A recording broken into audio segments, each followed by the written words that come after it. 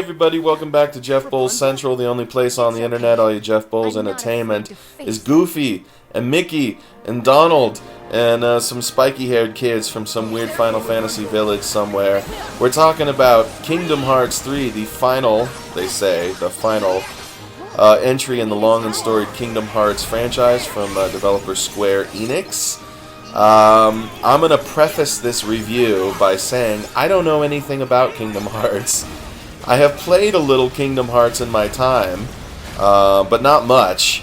And so when you finally get to like Kingdom Hearts 3 here, if you have not been on board with the entire story thus far, and there are a lot of components, and it's actually very complex, with names and characters I couldn't identify if you put a toy gun to my head, you're gonna be lost. I'm just gonna say that if you don't know the entire story thus far, you're gonna pop this game in the machine and you're gonna be lost. Excepting of course, if you are also a Disney fan. Then once they get to a Disney World, all of a sudden it makes sense. Look, there's Woody and Buzz and Rex. I know them. All of a sudden I know what the game's about. And you know, this is my shortcoming, because I'm not approaching this game as a Kingdom Hearts fan.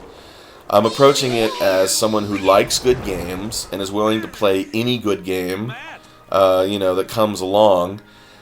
So if you're looking for someone to tell you what the game is like, who actually knows the story beat for beat for beat, and God, how could you, because it seems so complex, I was so lost.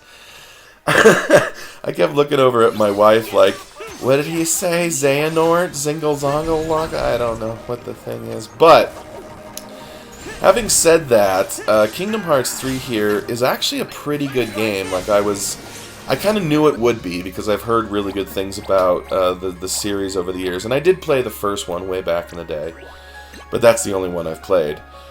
For a game that combines Final Fantasy and Disney, it's really colorful. It's a lot of fun. The thing that really distinguishes it for me, and it's the thing that should distinguish any good game, is the actual play style, the actual combat. When you're about to throw down with some heartless goons, you have so many options, so many colorful ways to take them down, so many weapons, so many power-ups, so many team combos. It just looks so flashy and so colorful. It's like designed for people on Ritalin, I swear to God. Which maybe I should have gotten when I was a kid. You have all the different keyblades that change up your power sets and change up just the basic attack style. It's a lot of fun. However, for a guy who doesn't understand the story, I don't know what's going on here. It can be a little slow. It can be a little boring. And again, that's my shortcoming. That's not Square Enix, and that's not, the Kingdom Hearts series, because they have laid down their story over very, very, very many iterations, and I just didn't keep up with it.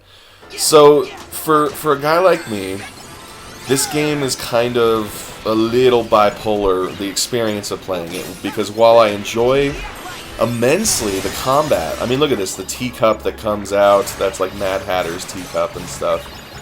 It's just colorful, it's just cool to look at.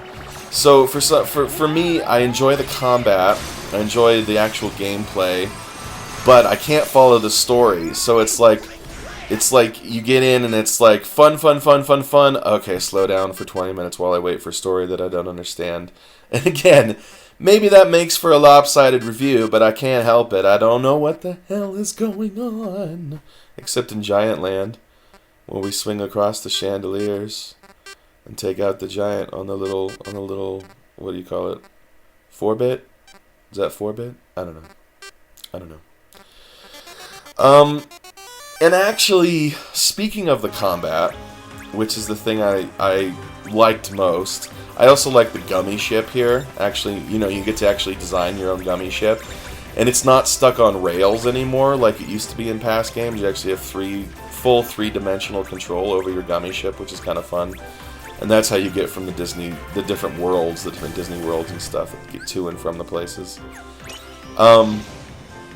The combat, while engrossing, it does at some point near the middle of the game seem to kind of taper off as far as new things that they're willing to show you.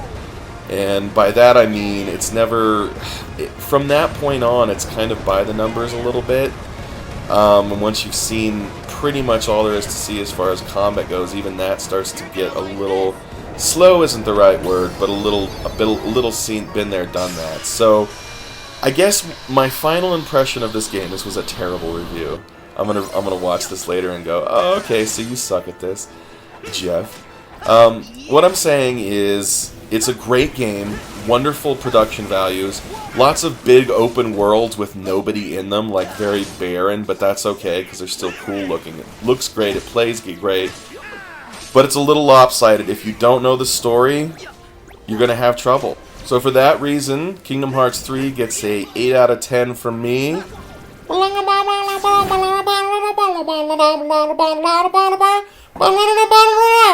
Buy this book, Brave New Multiverse, a collection. It's got screenplay and short stories, and they're funny and science fictional and horrific. And buy it.